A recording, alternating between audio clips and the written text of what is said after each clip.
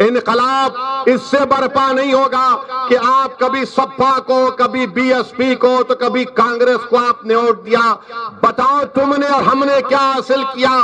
ہمارے مقدر میں غریبی اور مفلسی آئی، ہمارے مقدر میں جیلوں میں ہمارے نوجوانوں کی جوانیوں کو برباد کر دیا گیا، ہمارے مقدر میں فسادات آئے، ہمارے مقدر میں انکاؤنٹر آیا، ہمارے مقدر میں یہ تباہی اور بربادی آئی، ہمارے بچوں کو اسکول کا انتظام نہیں، ہمارے نوجوان 2% گریجویٹ ہوتے ہیں، سب سے زیادہ drop out rate Uttar Pradesh میں اگر کسی کا ہے تو مسلمانوں کا ہے۔ یہ مجلس کا پیغام ہے، ان ناانصافیوں کا ہم خاتمہ کرنا چاہتے ہیں، اور میں آپ سے اپیل کرنے آیا ہوں، میں آپ سے گزارش کرنے آیا ہوں، میں آپ کے سامنے بھیک مانگنے آیا ہوں، میرے لیے نہیں، میں آپ سے بھیک مانگنے آیا ہوں کہ متحد ہو جاؤ۔ اتر پردیش کی ویدھان سبھا میں اتر پردیش کے مسلمانوں اپنے ووٹ کی اہمیت کو سمجھو۔ تم 19% ہو، تم معمولی نہیں ہو، تم 19% ہو۔ اگر تم متحد ہو جاؤ گے تو یاد رکھو اتر پردیش کے مقدر کے فیصلے تمہاری آواز کے بغیر ادھورے رہیں گے۔ شرط یہ ہے کہ ہم کو متحد ہونا ہے۔ یقیناً ہمارے اتر پردیش ہو یا بھارت ہو، مسلمانوں میں ایک ڈائیورسٹی ہے، ہمارے پاس بھی اعلیٰ ذات کے ہیں، او بی سی سماج کے لوگ ہیں، مگر کیا ہم ہمارے ہندو بھائیوں سے سبق حاصل نہیں کر سکتے کہ کیسے او بی سی سماج نے اپنے اپنے نیتاؤں کو بنا لیا؟ کیوں بنایا؟ کیونکہ وہ متحد ہیں، اپنا ووٹ اس نیتا کو ڈالتے ہیں۔ اور ہم سے کیا کہا جاتا ہے مسلمانوں سے؟ جب کبھی بھی بھائی صاحب ذرا رک جائیے، تھوڑی دیر کے لیے رک جائیے۔ جب کبھی بھی چناؤ آتے ہیں ایک ہی جملہ آپ سے شروع ہو گیا ہوگا، مسلمانوں زندگی موت کا الیکشن ہے اتر پردیش کا، یعنی ہر الیکشن زندگی موت کا رہا ہمارے لیے۔ ہر آدمی آ کر کہے گا یہ دلے آئیں گے،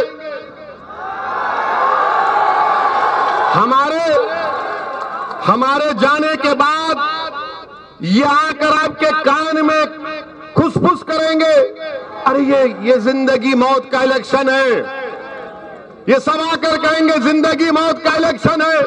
یہ اویسی بھڑکاؤ بھاشن دیتا ہے، یہ اویسی جذباتی بات کرتا ہے، نوجوان اس کی بات کو دھات دیتے ہیں۔ اویسی بھڑکاؤ بھاشن نہیں دیتا، اویسی نہ جذباتی بھاشن دیتا ہے، اویسی سچ کو بیان کرتا ہے، اور اللہ جانتا ہے اس بات کو، میں سچ کو بیان کر رہا ہوں۔ میں آج بھی کہہ رہا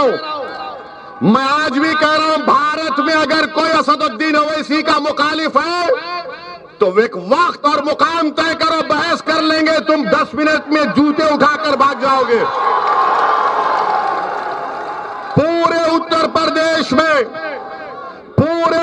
پردیش میں اگر کسی سے سب سے زیادہ ناانصافی ہوئی دلتوں کے بعد تو اتر پردیش کے مسلمانوں سے ناانصافی ہوئی ہے۔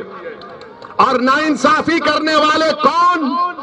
جو ہم سے ووٹ حاصل کرتے رہے، یہ ڈرا کر ووٹ حاصل کیا کہ زندگی اور موت کا الیکشن ہے۔ الیکشن تو ہو گیا، ہم روز مرتے تھے، وہ کبھی نہیں آتے تھے، مگر جب الیکشن آ گیا تو سب کے سب ایک ہی آواز میں، یعنی خوالوں کی ایک ٹیم نکل چکی ہے، ایک ہی راگ میں جاگتے ہیں کہ زندگی موت کا معاملہ ہے، زندگی موت کا معاملہ ہے۔ بتاؤ اگر اتر پردیش میں صرف 2% مسلمان گریجویٹ ہیں تو کیا یہ زندگی موت کا معاملہ نہیں ہے؟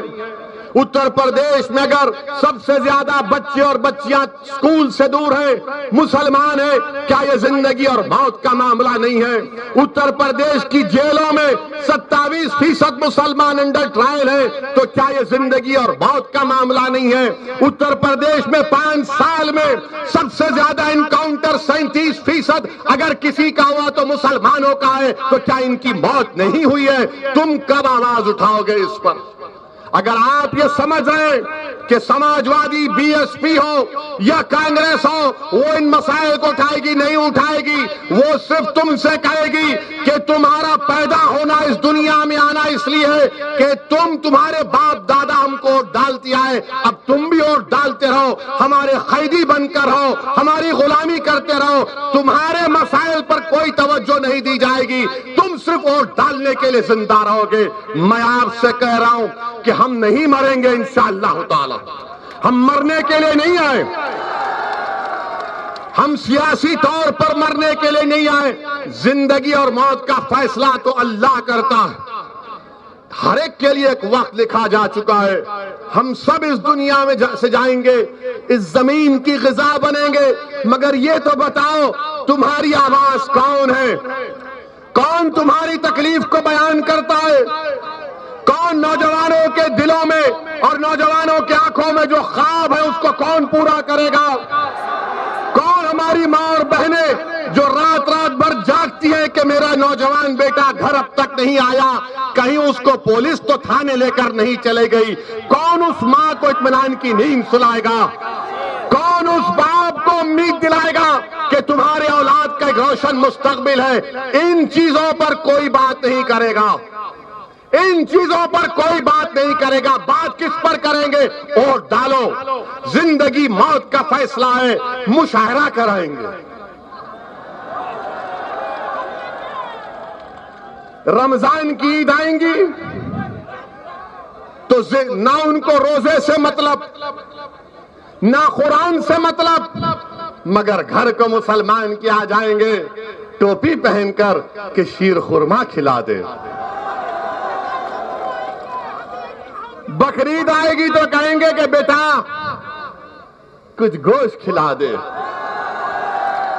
عیدگاہ کے سامنے آ کر ٹھہر جائیں گے، عیدگاہ کے سامنے آ کر ٹھہر جائیں گے، کسی غریب مسلمان کو ہاتھ پکڑ کے بولیں گے آ گلے لگ جا۔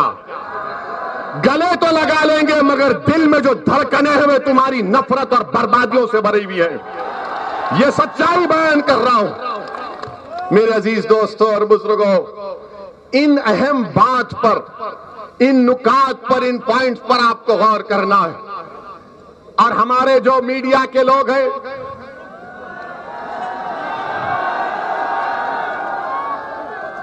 80% مودی کی تائید میں ہیں، 20% جو اپنے آپ کو سیکولر بولتے ہیں۔ یہ 80% اور 20% میں ایک فرق ہے، ایک چیز ہے جو دونوں میں متحد ہے ایک چیز پر۔ 80% جو میڈیا مودی کی سپورٹ کرتا ہے، 20% جو اپنے آپ کو سیکولر بولتا ہے، سیکولر نہیں ہے، اندر سے RSS کی پینٹ پہنے ہوئے ہیں۔ تو وہ اور یہ 80 اور 20% ایک بات پر متفق ہیں کہ مسلمانوں کی کوئی پولیٹیکل لیڈرشپ نہیں بننی چاہیے، مسلمانوں کی کوئی لیڈرشپ نہیں بننی چاہیے۔ یہ بی جے پی RSS کے لوگ کہتے ہیں مسلمان کی لیڈرشپ بنے گی تو دیش کا وبھاجن ہوا تھا۔